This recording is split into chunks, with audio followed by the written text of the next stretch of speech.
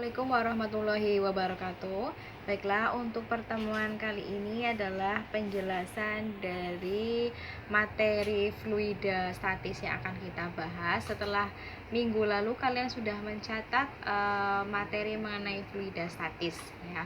Oke, sebelumnya Ibu akan menjelaskan dulu pengertian dari fluida. Apa itu fluida? Fluida itu merupakan zat yang dapat mengalir.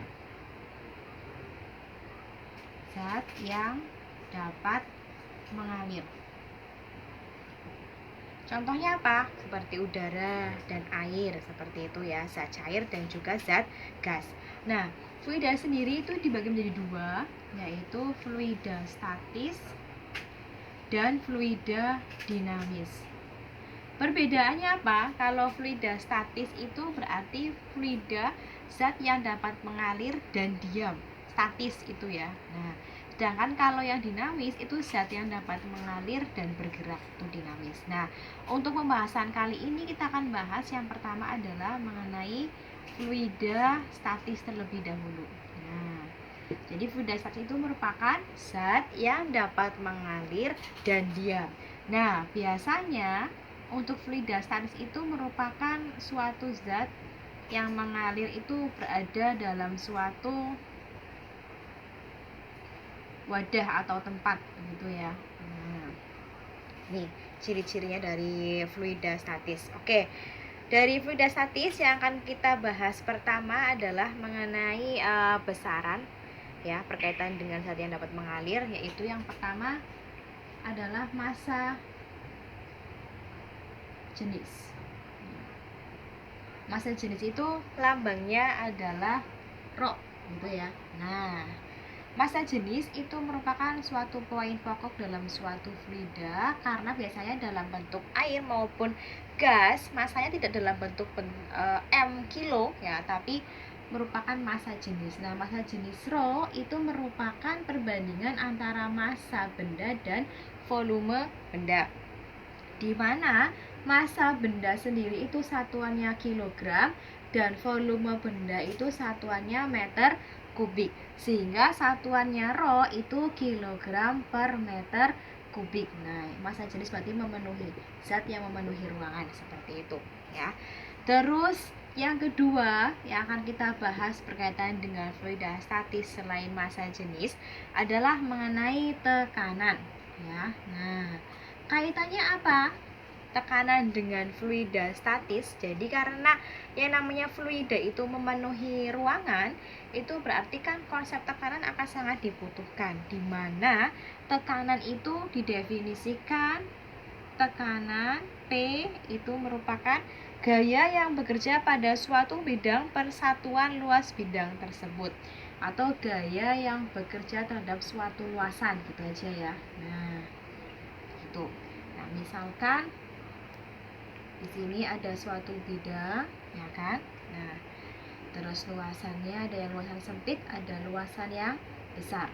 Nah, jadi ketika suatu luasan itu diberi gaya, nah, seperti ini. Jadi manakah tekanan yang lebih besar, yang luasan sempit atau luasan besar? Karena tekanan sebanding dengan gaya, ya kan? Apabila nanti luasannya kecil, itu tekanannya akan semakin besar karena ini berbanding terbalik ya. Sebaliknya, apabila luasannya semakin besar, tekanannya akan semakin kecil. Nah, contoh aplikasi pada kehidupan sehari-hari adalah misalkan antara sepatu high heels dan sepatu yang flat shoes, ya, yang ujungnya runcing dan yang ujungnya teplek, seperti itu ya. Ketika kita memakai sepatu dengan ujungnya runcing, itu jauh cepat lebih capek ya kan, karena tekanannya besar dibandingkan dengan kita memakai sepatu yang datar, seperti itu ya. Kita kalau pakai sepatu yang datar itu jarang capeknya. Kenapa? Karena tekanannya itu lebih kecil daripada kita menggunakan sepatu high heels. Oke.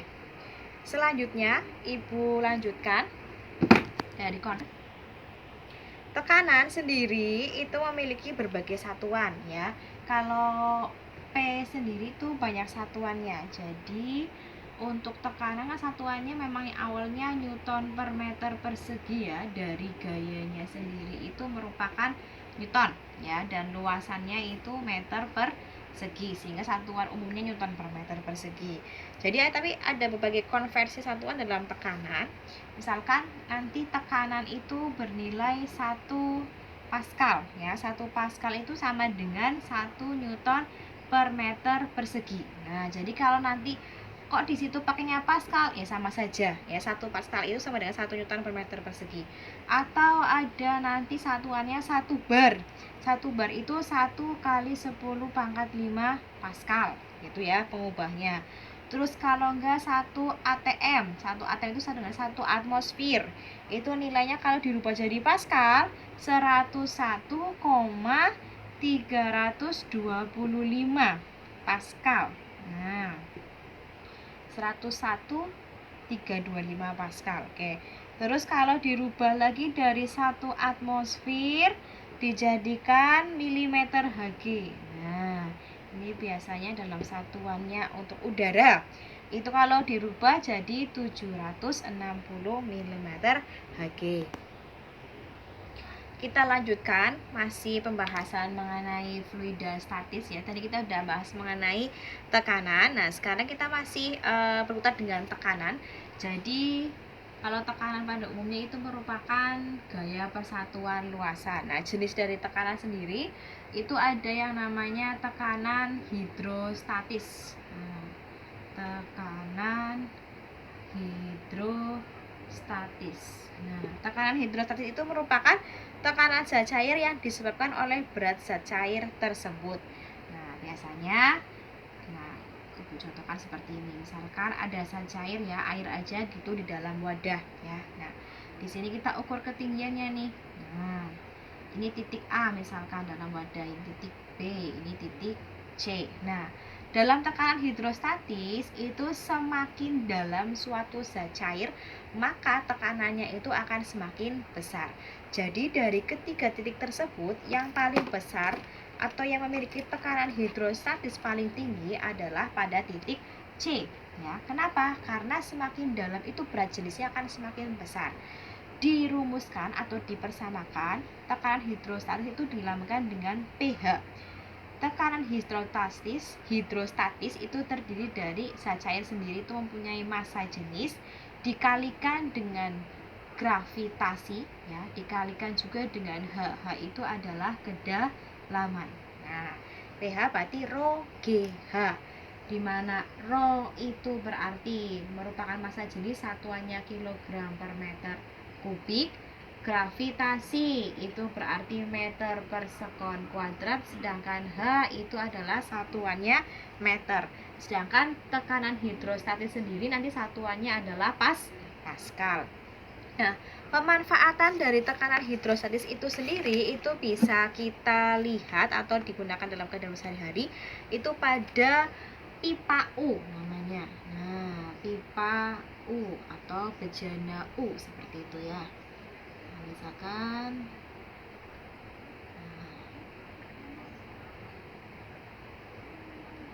di sini ada suatu bejana. Nah, pipa U di sini, di dalam pipa U ini nanti misalkan berisi ada 2 jenis zat cair, misalkan ada air yang masih jenisnya berbeda ya, dan minyak.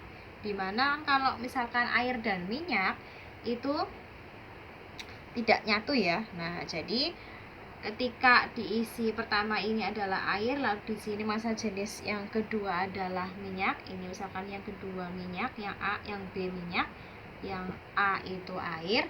Di sini berarti massa jenis A itu lebih besar dari massa jenis B, gitu ya. Nah, A-nya di sini keterangannya adalah air, terus B-nya keterangannya adalah minyak. Nah, bagaimana nilai tekanan hidrostatis apabila pada pipa U tersebut ya? Jadi ketika pipa U diisi dengan 2 jenis cairan, ketinggian di cairan di setiap pipa akan berbeda. Ya, gejala tersebut nanti akan terlihat seperti ini. Tadi kan kayak air dan minyak itu kan tidak menyatu dan memiliki ketinggian yang berbeda. Meskipun ketinggian cairan di setiap pipa itu berbeda, akan tetapi besar tekanan hidrostatis di setiap ujung pipa itu akan sama. Nah, kenapa kok sama? Karena ya ketinggian pipa U-nya sama. Jadi kedalaman atau nilai tekanan hidrostatis di semua titiknya itu sama. Jadi walaupun di sini ada dua massa jenis atau dua jenis cairan yang berbeda, tekanan hidrostatis pada cairan A itu akan sama dengan tekanan hidrostatis pada cairan yang B. Sehingga persamaannya rho GH A sama dengan rho GH B. Nah, ini adalah persamaan untuk tekanan hidrostatis yang ada pada zat cair terdapat dalam pipa U atau bejana U. Masih melanjutkan dengan tekanan hidrostatis ya. Jadi tekanan hidrostatis pada pipa U itu kan nilainya sama seperti itu ya. Nah, terus apabila suatu zat cair ya kan. Nah, ini zat cair tadi kita bahas tekanan hidrostatis lagi. Itu kan berkaitan dengan kedalaman juga ya.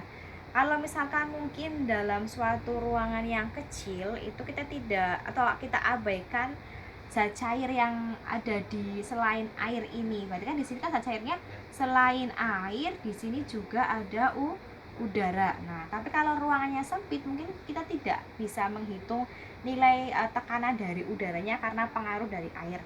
Tapi kalau misalkan ada dalam suatu ruangan yang luas, misalkan di lautan terbuka ya, itu kita tidak bisa abaikan ada tekanan udara yang menyebabkan tekanan hidrostatis atau tekanan itu terjadi pada suatu air. Sehingga kalau misalkan tekanan namanya adalah tekanan total ya. Tekanan total atau nama lainnya tekanan mutlak.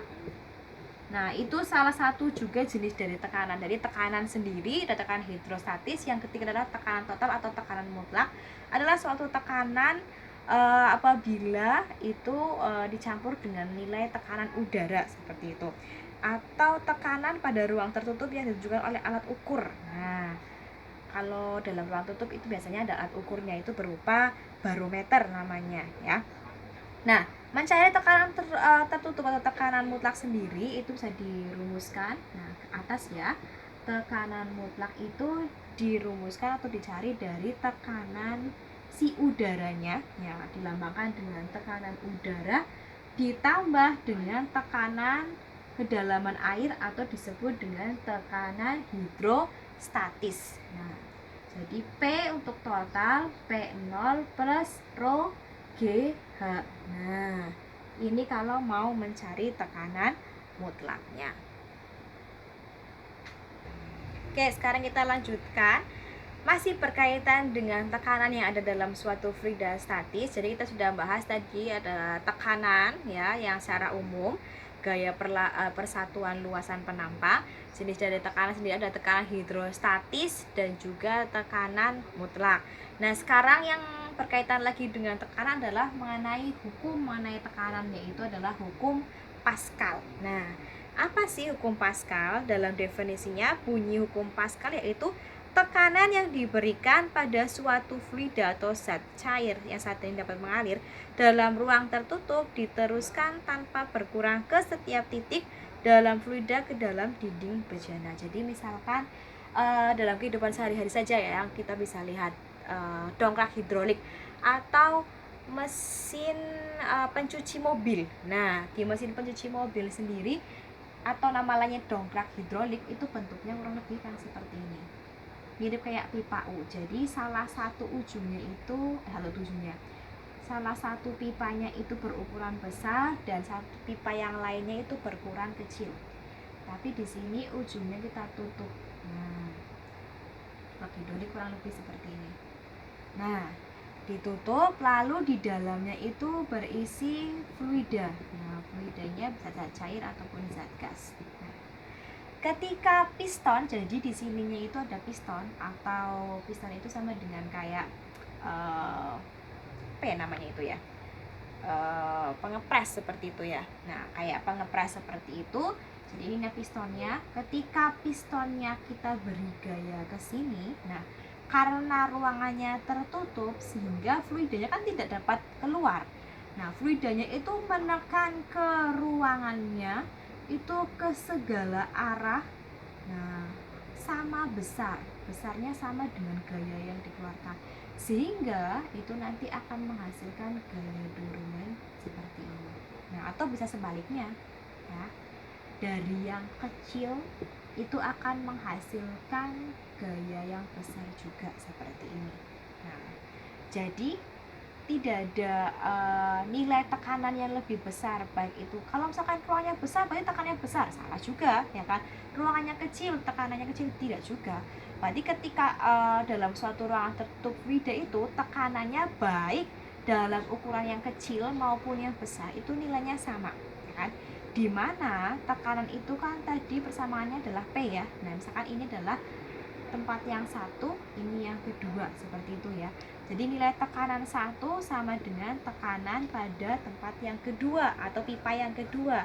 Nah, P sendiri itu tadi adalah F1 per A1, P2 sendiri adalah F2 per A2, sehingga nilai tekanannya itu antara titik 1 dan titik 2 sama. Nah, itu adalah persamaan yang berkaitan dengan hukum pasal hukum mengenai tekanan. Oke, untuk konsep tekanan pada fluida statis selesai. Nah, selanjutnya akan kita bahas contoh soalnya.